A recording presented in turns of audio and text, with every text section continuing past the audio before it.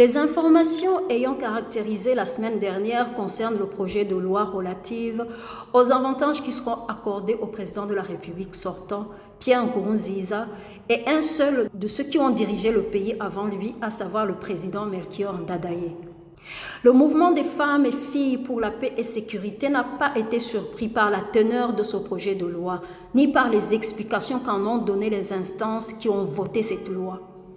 Cela a démontré la manière dont ceux qui ont dirigé le pays pendant les 15 dernières années interprètent la mission qui leur est dévolue, ainsi que tout le mal qu'ils auront fait au pays, en totale contradiction avec les exigences de la démocratie et de la dignité humaine. Passons rapidement en revue certains éléments marquants de cette loi. Cette loi prévoit que le Burundi, et donc nous les Burundais, payeront le président sortant un salaire égal à celui d'un vice-président de la République en exercice. En plus de chauffeurs, intendants, chargés de sécurité, mais aussi que nous lui bâtirons son propre palais, lui donnerons 6 véhicules, couvrirons sa maintenance, etc. Et en plus de tout cela, nous lui donnerons un montant forfaitaire de 1 milliard de francs BOU. Si on partageait son milliard à toute la population burundaise, chaque personne aurait 100 000 francs BOU.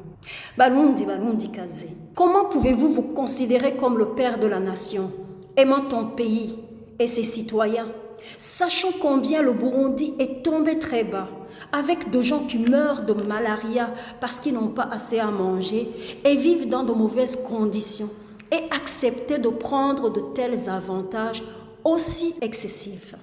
Quelle explication donnerait-on à cette appellation de père de la nation? Peut-on être père de la nation et choisir d'être un fardeau pour son peuple qui croupit dans la famine et la pauvreté? Si nos dirigeants actuels ont une telle soif de biens matériels, quelle différence font-ils avec les colons qui demandaient constamment des offrandes? Zanamagi, Zanamasoro. Le président de l'Assemblée nationale a dit « Ne soyez pas radins, ce que nous voulons lui donner ne viendra pas de vos poches, mais des caisses de l'État. » C'est une honte qu'une personnalité d'un tel rang réfléchisse comme ça. Que les biens de la nation n'appartiennent à personne et peuvent donc se distribuer les yeux fermés.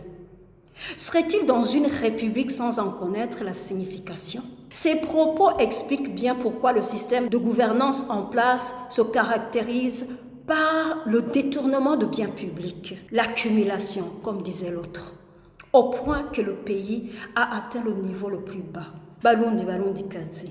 Ouvrez les yeux, voyez et comprenez que les questions qui concernent le pays sont l'affaire de nous tous, sans exception et sans exclusion. C'est cela que veut dire République. Ceux que nous avons élus pour s'en occuper en notre lieu et place, doivent-ils gaspiller tout ce qu'ils n'ont pas détourné? Un autre élément qui fait honte, c'est la discrimination sur la base ethnique et l'exclusion ayant caractérisé le règne de Pierre Nkurunziza et qui aujourd'hui encore ressort de ce texte de loi. Depuis que les accords d'Arusha ont été bafoués et écartés, le Burundi est retourné dans l'ethnisme et la discrimination de tout genre. Dire qu'on ne donne ces avantages qu'aux seuls chefs d'État qui ont accédé au pouvoir par la voie des élections ne traduit en aucun cas la préoccupation pour la démocratie. Il ne s'agit pas non plus d'une démarche visant à décourager les coups d'État, car celui qui est en train de sortir aujourd'hui l'a aussi fait en 2015 lorsqu'il a violé la Constitution. C'est un moyen de discriminer ceux qui auront et ceux qui n'auront pas droit à ces avantages dont il est question. C'est une honte pour notre pays. Avant que nous n'entrions dans le système démocratique, notre pays existait et avait toujours des dirigeants. Comment peut-on alors les exclure aujourd'hui, comme s'ils n'avaient jamais servi le pays?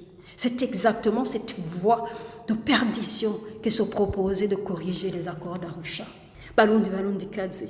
Le vote par suffrage universel est une très bonne chose. Mais ce qui est encore plus important est ce que l'élu du peuple réalise pour ceux qui l'ont mandaté. Il aurait été mieux que les représentants du peuple considèrent les réalisations du président en matière de paix, de sécurité et de développement au moment du débat de ce texte de loi. Quel pas a-t-il fait franchir au pays depuis son arrivée au pouvoir? Bien évidemment, il savait bien que s'il se basait sur les réalisations, le président Pierre Nkurunziza ne serait pas éligible pour recevoir les avantages dont il est question, vu le niveau déplorable où il laisse le pays. À considérer notamment où en sont la politique, la démocratie et la bonne gouvernance, la liberté d'expression, la liberté de réunion et d'information. Les centaines de Burundais réfugiés, le mensonge est devenu une stratégie de communication lorsqu'on affirme que tout va bien, que la paix règne sur toute l'étendue du territoire et que le pays est en train de se développer. Considérez encore où ce dirigeant laisse les Burundais dans leurs relations intercommunautaires. Les divisions ethniques ont repris le dessus. C'est lui-même qui enseigne ces divisions en prétendant enseigner le patriotisme et la culture nationale. Les populations démunies et ceux qui ne sont pas proches du pouvoir sont expropriés au vu et au su de tout le monde et licenciés de leur emploi sans que personne ne lève le petit doigt. Qu'avons-nous à apprécier pour le temps que Pierre Nkurunziza vient de passer à la tête du Burundi? Ceci est un message du mouvement des femmes et filles pour la paix et la sécurité au Burundi.